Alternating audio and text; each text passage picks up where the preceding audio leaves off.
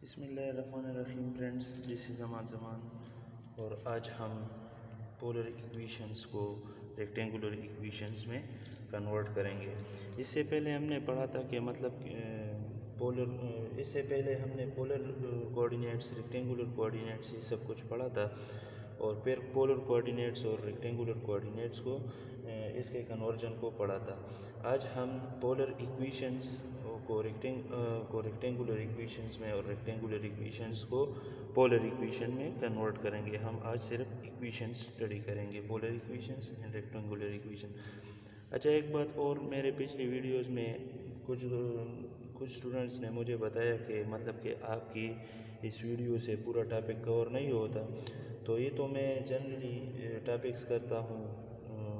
अगर आपका टॉपिक इससे कवर नहीं होता है तो आज मैं थोड़ा लंबी वीडियो बनाऊंगा ताकि आपका पूरा टॉपिक इससे कवर हो जाए। तो आज की वीडियो थोड़ी लंबी होगी, इसलिए आपको सब्र रखना होगा। तो चलिए चलते हैं वीडियोस की तरफ। सबसे पहले हमारे पास पोलर कोऑर्डिनेट्स में जो वेरिएबल होते थे वो हमारे पास थे आर और थीटा के फॉर्म में। ये हमारे पास पोलर कोऑर्डिनेट्स में वेरिएबल्स होते थे। और रेक्टेंगुलर कोऑर्डिनेट्स में हमारे पास जो वेरिएबल्स होते थे वो हम एक्स और वाई को लेते थे। ये एक्स एंड वाई ये हमारे पास रेक्टेंगुलर में कोऑर्डिनेट्स होते थे, रेक्टेंगुलर में वेरिएबल्स होते थे। अच्छा, अब हम इसको इक्वेशंस, पोलर इक्वेशंस और रेक्टेंगुलर इक्वेशंस के फॉर्म में लिखेंगे। तो ये जो आर और थीटा है ये जो वेरिएबल है और ये जो एक्स वाई वेरिएबल है, हम इसके साथ कुछ कांस्टेंट लगाएंगे और इसी तरह से इससे पोलर इक्वेशंस और रेक्टेंगुलर इक्वेशंस बन जाएगा। जैसे कि मैं पहले एग्जांपल लेता हूँ r is equal to 5 sine theta. ये मैंने एक एग्जांपल लिया। ये आपका पोलर कोऑर्डिनेट्स हो गया है और ये जो मैंने कुछ कांस्टेंट लगाया, तो ये जो इक्वेशन 1 आपके पास आ गया, ये इक्वेशन हमारे पास है पोलर इक्वेशंस। और इसको हम फिर रेक्टेंगुलर इक्वेशंस में कैसे कन्वर्ट करेंगे तो ये हम अभी बाद में सीखेंगे। ये लेट सपोज में r इज इक्वल टू 7, ये मैंने दूसरा इक्वेशन लिया और थीटा इज इक्वल टू 5/4, ये आपके पोलर इक्वेशन है ये। और इसी तरह रेक्टेंगुलर इक्वेशंस के कुछ एग्जांपल मैं लेता हूँ। ये रेक्टेंगुलर इक्वेशंस के कुछ एग्जांपल है। लेट सपोज मैं लेता हूँ x square plus y square is equal to 4। ये जो इक्वेशन 3 आपके पास आ गया, ये रेक्टेंगुलर इक्वेशंस हैं। ये x is equal to 3 and x square is equal to 4y। Let suppose ये मैंने इक्वेशंस लिए, 5 इक्वेशंस लिए। ये पोलर इक्वेशंस है और ये रेक्टेंगुलर इक्वेशन है। अब हम इस पोलर इक्वेशंस को रेक्टेंगुलर इक्वेशंस में कैसे कन्वर्ट करेंगे, तो इसके लिए हम अभी कन्वर्जन स्टडी करेंगे। कन्वर्ट पोलर इक्वेशंस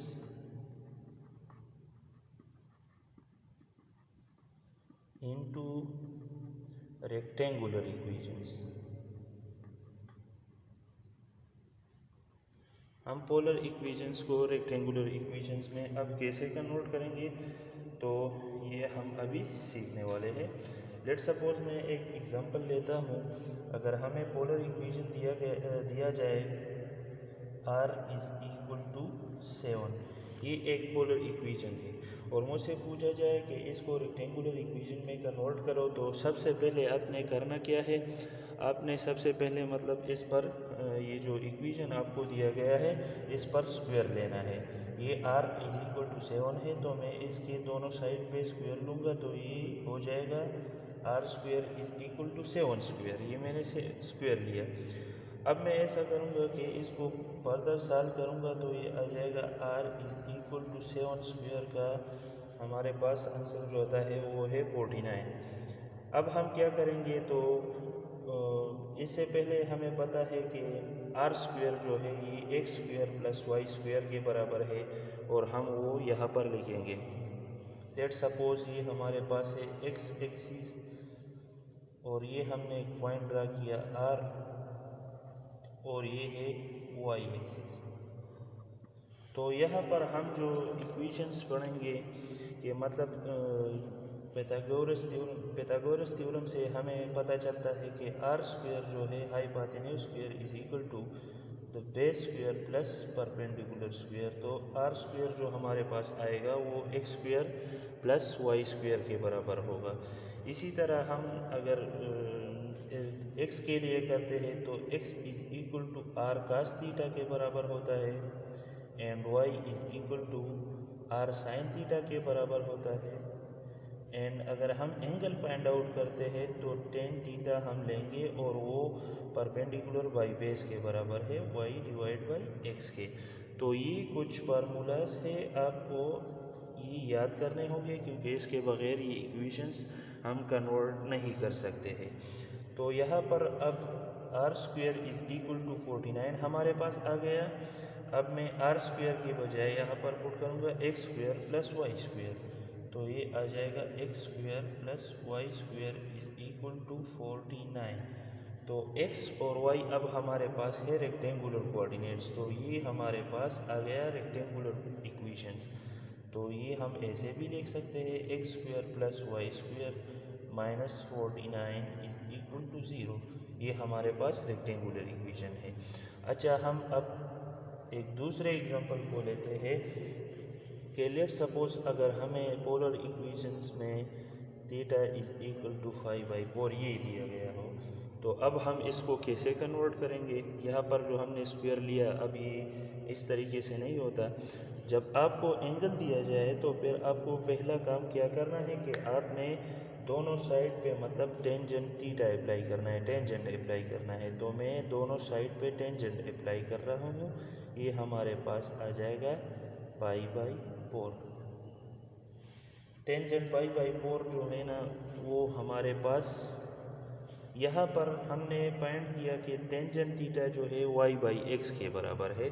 तो हम यहाँ से लगाएंगे tangent theta is equal to y/x, और टेंजेंट π/4 जो हमारे पास है वो 1 के बराबर है। तो ये हमने वैल्यूज पुट किए। अब मुझे क्या करना है, मुझे सिर्फ इस x को इस साइड पे मल्टीप्लाई करना है।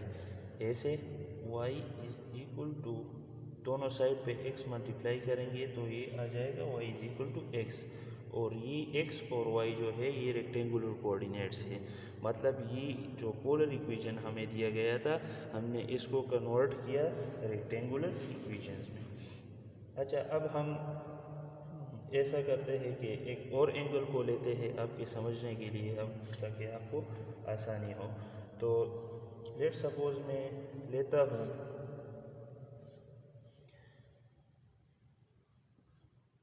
Theta is equal to 5/2। मैंने ये एंगल लिया थीटा इज इक्वल टू 5/2। अब मैं इसके दोनों साइड पे इसी तरह टेंजेंट थीटा अप्लाई करूँगा तो ये आ जाएगा π/4 टेंजेंट। सही है। अब टेंजेंट π/2 जो हमारे पास ये है, ये अनडिफाइंड है।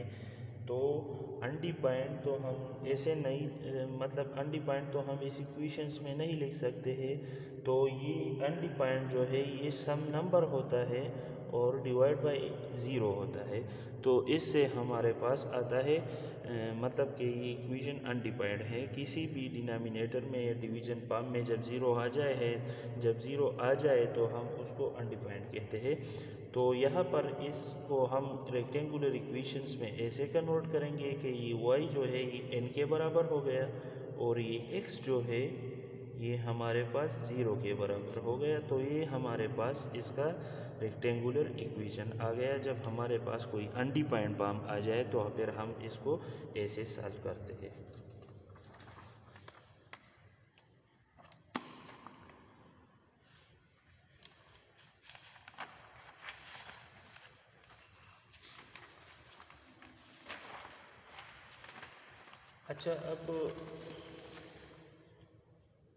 अच्छा, मैं एक और एग्जांपल अब लेता हूँ। ये हो गया r is equal to sine theta, r sine theta is equal to 5। Let's suppose ही मेरे साथ एक और एग्जांपल हो गया और हमसे पूछा जाए कि इसको रेक्टेंगुलर इक्वेशंस में कन्वर्ट करो, तो हम इसको रेक्टेंगुलर इक्वेशंस में कैसे कन्वर्ट करेंगे। तो इससे पहले मैंने जो इक्वेशंस लिख दिए, जो फार्मूलाज लिख दिए, तो आपको वही से याद करना होगा कि क्योंकि इसके बगैर हम इसे हल नहीं कर सकते हैं। y जो हमारे पास है वो r sin थीटा के बराबर है, y r sin थीटा के बराबर है। तो ये तो हम डायरेक्टली लिख सकते हैं कि y इज इक्वल टू 5। ये हमारे पास रेक्टेंगुलर इक्वेशंस में आ गया। अच्छा, अगर हमें एक और दिया जाए, लेट सपोज यहाँ पर हमें दिया जाए r cos theta is equal to 6, ये हमें दिया गया है। तो आपको वही से लिखना है कि x is equal to r cos theta, और यहाँ पर जो r कोसाइन थीटा है ये x के बराबर है, तो हम डायरेक्टली पुट करेंगे x इज इक्वल टू 6। ये आपका रेक्टेंगुलर इक्वेशन हो गया। अच्छा, हम अब थोड़े कॉम्प्लिकेटेड केसेस की तरफ जाएंगे। ये तो इजी था ताकि आपको समझ आ जाए। तो यहाँ पर हम 6 नंबर पे एग्जांपल लेंगे, r is equal to 3 cosecant theta. अच्छा, इसको अब हम कैसे सॉल्व करेंगे, आप इस पर थोड़ा सोचिए और मैं इसको अभी सॉल्व करने वाला हूँ।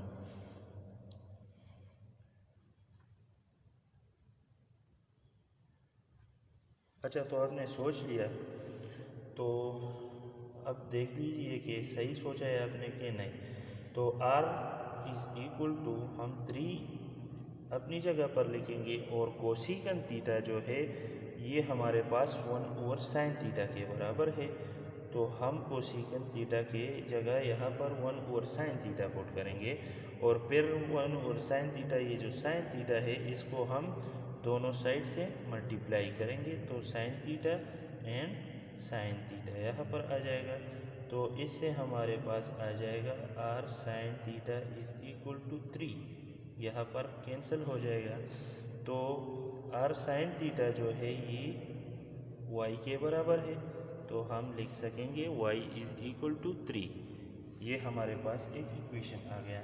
इसी तरह मैं इसका एक और भी इक्वेशन लेता हूँ कि अगर हमें दिया जाए r is equal to 4 second theta, तो ये भी इसी तरीके से हल होता है। आप इसको खुद हल कीजिए, मैं और एग्जांपल की तरफ बढ़ रहा हूँ।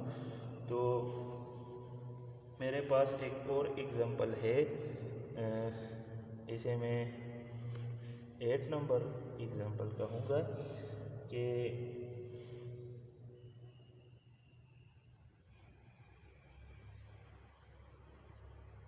लेट r जो है हमारे पास वो है 3 sin थीटा। r हमारे पास बराबर है 3 sin थीटा, यहाँ पर r हमारे पास 3 कोसेकंड थीटा के बराबर था। तो अब हम इसको कैसे कन्वर्ट करेंगे, क्योंकि यहाँ पर तो कोई डिवीजन और ये हम कर नहीं सकते हैं। तो यहाँ पर r sin थीटा को हम क्रिएट करेंगे और यहाँ पर r स्क्वायर को क्रिएट करेंगे। ये कैसे, हम r को दोनों साइड से मल्टीप्लाई करेंगे, तो ये आ जाएगा r cross r is equal to 3r sin theta. r को हमने मल्टीप्लाई किया, यहाँ पर हमारे पास आ गया r square and 3r sin theta हमारे पास आ गया। अब हम r स्क्वायर की बजाय लिखेंगे यहाँ पर x square plus y square is equal to 3r sin theta हमारे पास y के बराबर है। तो ये हमारे पास आ गया रेक्टेंगुलर इक्वेशन में। और इसी तरह अगर हमें एक और एग्जांपल इसका भी ले लो, तो r is equal to 5 cos theta के बराबर है 5 कोसाइन थीटा। तो अब हम इसको कैसे कन्वर्ट करेंगे, तो इसका कन्वर्जन भी बिल्कुल इसी तरह से है। हम r को मल्टीप्लाई करेंगे, यहाँ पर भी r कोसाइन थीटा आ जाएगा। तो यहाँ पर हमारे पास आ जाएगा r square is equal to 5 और r का साइन थीटा जो हमारे पास बराबर है वो x के बराबर है। और यहाँ पर x square plus y square हम आर की जगह पुट करेंगे, ये हमारे पास आ जाएगा पाई ऑफ एक्स। ये भी बहुत इजी था। अच्छा, मैं एक और एग्जांपल यहाँ पर लेता हूँ। लेट सपोज कि हमारे पास आर जो है, r is equal to 3 cosine theta, let suppose 3 cosine theta and 5 sine theta. ये मैंने एक एग्जांपल लिया 3 cosine theta and plus 5 sine theta. अब हम इसको कैसे सॉल्व करेंगे?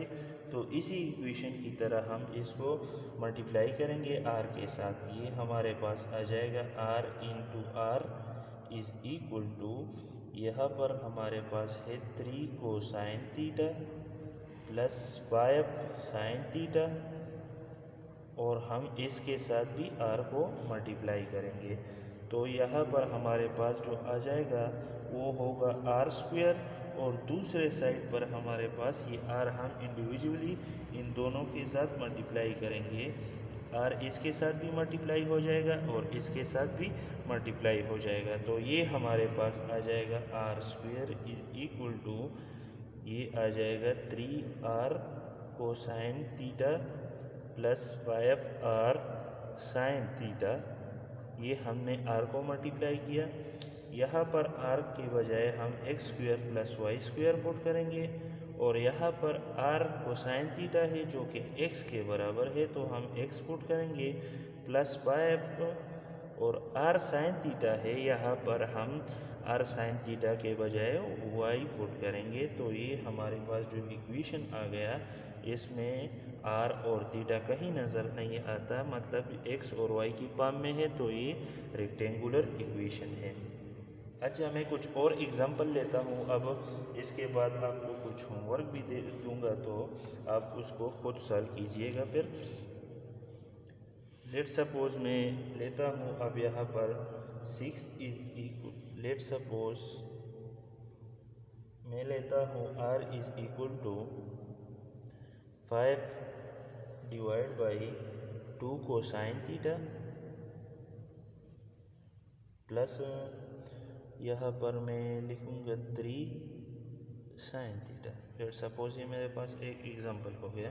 अब मैं इस एग्जांपल को कैसे सॉल्व करूँगा?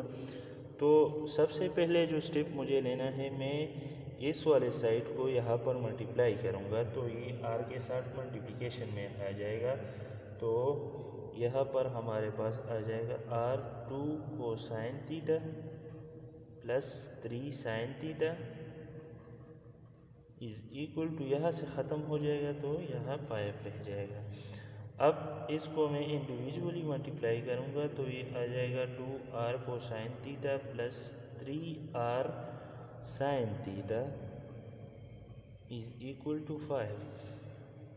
2r कोसाइन थीटा हमारे पास x के बराबर है, तो ये 2x आ जाएगा, प्लस ये जो है y के बराबर है, तो ये हम y लिखेंगे, यहाँ पर 3y आ जाएगा, और ये 5 के बराबर आ जाएगा। तो ये जो इक्वेशन है ये x और y के फॉर्म में आ गया। इसका मतलब ये है कि ये रेक्टेंगुलर इक्वेशन में कन्वर्ट हो गया। मैं अब एक और इक्वेशन लेता हूँ।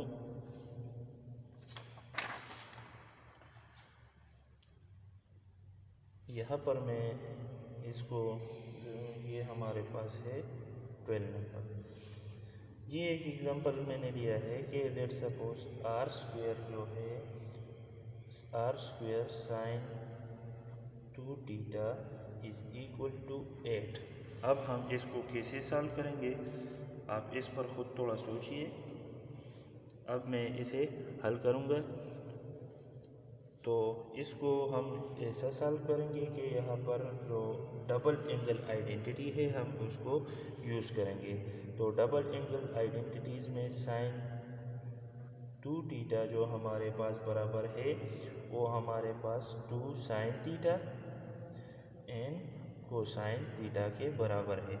तो हम ये अब दोबारा इस इक्वेशन में पुट करेंगे, तो हमारे पास आ जाएगा r स्क्वायर, और ये वैल्यू हम साइन 2 थीटा के बजाय पुट करेंगे, तो 2 sine theta and cosine theta is equal to 8, ये वैल्यू हमने पुट की। अब हम ऐसा करेंगे कि इस आर स्क्वायर को मल्टीप्लाई करेंगे और इस 2 को, सबसे पहले मैं इस 2 को डिवाइड करता हूँ। यहाँ पर इस 2 को मैंने डिवाइड किया तो ये 2 कैंसिल हो जाएगा और यहाँ पर हमारे पास 4 आ जाएगा। तो इक्वेशन कुछ इस तरह बनेगा कि sine theta and cosine theta is equal to 4 हमारे पास आ गया। अब मैं इसको सॉल्व करूँगा। ये आर स्क्वायर जो है ये हम ऐसा लिख सकते हैं कि आर साइन थीटा भी लिख सकते हैं और आर कोसाइन थीटा भी लिख सकते हैं, मतलब आर इंटू आर लिख सकते हैं, आर इंटू आर, और ये sine theta and cosine of theta is equal to 4। तो अब मैं इसको ऐसा लिख सकता हूँ कि r sine theta and r cosine of theta is equal to 4 के बराबर। अब आर साइन थीटा और आर कोसाइन थीटा के वैल्यूज़ तो आपको पता है कि ये वाई के बराबर है और ये एक्स के बराबर है, और ये दोनों अब रेक्टेंगुलर कोऑर्डिनेट्स में आ गए। ये रेक्टेंगुलर इक्वेशन हमारे पास बन गया। और इसको हम अगर वाई के फॉर्म में लिख सकेंगे, अगर किसी और फॉर्म में लिखना चाहेंगे तो ये हमारे पास आ जाएगा y is equal to 4 divide by x, ये इसका एक दूसरा फॉर्म है। अच्छा, अब हम एक और एग्जांपल लेते हैं। Let suppose 13 number, r is equal to 5 cosine theta divide by sine square theta. अच्छा, अब मैं ये बहुत ज़्यादा एग्जांपल्स क्यों लेता हूँ, ये इसकी वजह ये है कि मैं आप लोगों ने मतलब मुझे लिखा था कि आपके टॉपिक से पूरा कवर नहीं होता हमारा टॉपिक आपके वीडियो से, तो आज मैं कोशिश कर रहा हूँ कि मतलब बहुत ज़्यादा एग्जांपल्स की थ्रू आपको समझाऊँ ताकि आपका जो टॉपिक है वो आप इजीली समझ जाए और इससे कवर हो जाए। तो r is equal to 5 cosine theta divide by sine square theta. अब बहुत कुछ सीख चुके हैं, तो बेहतर है कि आप वीडियो को पॉज कीजिए और इस एग्जाम्पल को आप खुद कीजिए। अगर खुद नहीं होता है तो फिर वीडियो इसके बाद स्टार्ट कीजिए, रिज्यूम कीजिए और यहाँ पर देख लीजिए। तो इसको मैं ऐसा लिख सकता हूँ कि r is equal to 5 cosine theta divide by sine theta into sine theta, ऐसे लिख सकता हूँ। तो ये हमारे पास बराबर है अब आर साइन थीटा में ऐसे करूँगा कि r sine theta is equal to, मैं साइन थीटा को मल्टीप्लाई करूँगा तो एक साइन थीटा चला जाएगा और एक हमारे पास इधर नीचे डिवीजन में रह जाएगा। ये आ जाएगा हमारे पास R sine theta is equal to 5 का sine theta divide by sine theta. R sine theta की वैल्यू हमें पता है कि ये वाई के बराबर है, 5 हम अपनी जगह पर पुट करेंगे, और कोसाइन डिवाइड बाई साइन जो हमारे पास है कोटेंजेंट थीटा के बराबर है। अब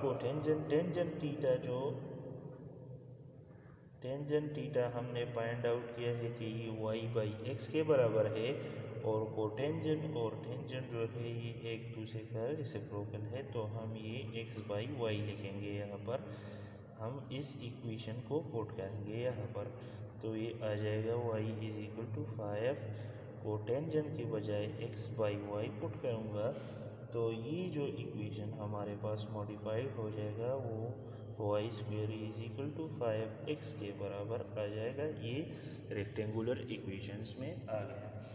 अच्छा, मैं अब एक लास्ट एग्जांपल ले रहा हूँ, इसके बाद मैं फिनिश कर रहा हूँ। तो ये हमारे पास let suppose r is equal to sine theta and cos square theta. ये मैंने दो वैल्यूज़ लिए, r is equal to sine theta and cosine square theta हम लिखेंगे। तो अब हम इसको फर्दर कैसे सॉल्व करेंगे, तो इसको सॉल्व करने के लिए यहाँ पर मैं ऐसे लिख सकता हूँ कि r is equal to sine theta and cos theta, ये एक हो गया। और मैं इसको ऐसे लिख सकता हूँ cos theta into cos theta. तो इसके लिए हम यहाँ पर r sin theta, r cosine theta and r cosine theta develop करेंगे। मतलब इसके लिए r क्यूब की ज़रूरत है, तो हम r क्यूब को दोनों साइड से मल्टीप्लाई करेंगे। ये हम r क्यूब को मल्टीप्लाई कर रहे हैं, ये हो जाएगा r cube into sine theta and cosine theta and cosine theta. ये हमारे पास वैल्यू आ गए। यहाँ पर इस साइड पर हमारे पास आ जाएगा r पावर 4, और इस साइड से हम ऐसे लिखेंगे कि r साइन थीटा, इंडिविजुअली एक एक के साथ मल्टीप्लाई करेंगे, r cosine theta and r cosine theta. ये हमने वैल्यूज़ लिख दी है। अच्छा, अब r पावर 4 जो है इसको हम कैसे लिख सकेंगे, तो ये हम r स्क्वेयर होल स्क्वेयर की फॉर्म में लिख सकते हैं। और r साइन थीटा जो है ये y के बराबर है, कोसाइन थीटा जो है x के बराबर है एंड r कोसाइन थीटा ये भी x के बराबर है। अब हम इसको फर्दर सॉल्व करते हैं, तो ये जो वैल्यू है हमारे पास r स्क्वेयर की, हम यहाँ पर इसकी बजाय यहाँ पर पुट करेंगे x square plus Y square whole square is equal to Y and X square. ये हमें यहाँ से मिल गया। अब इसके ऊपर मैं दोनों साइड से स्क्वेयर रूट लेता हूँ, तो ये हमारे पास आ जाएगा X square plus Y square is equal to Y and X square whole square root. और यहाँ पर स्क्वेयर भी है, तो ये स्क्वेयर स्क्वेयर के साथ कैंसिल हो जाएगा और ये स्क्वेयर स्क्वेयर रूट के साथ कैंसिल हो जाएगा। तो हमारे पास आ जाएगा X square plus Y square is equal to X under root, यहाँ पर वाई रह जाएगा। तो ये हमारे पास इक्वेशन आ गया, लास्ट इक्वेशन। तो आई होप आपको बहुत अच्छी तरह से समझ आ गई होगी। ये इस वीडियो का मकसद मतलब इतना मैंने इस वीडियो को लंबा किया ताकि आपका जो टॉपिक्स है वो पूरा हो जाए। Thank you so much for watching.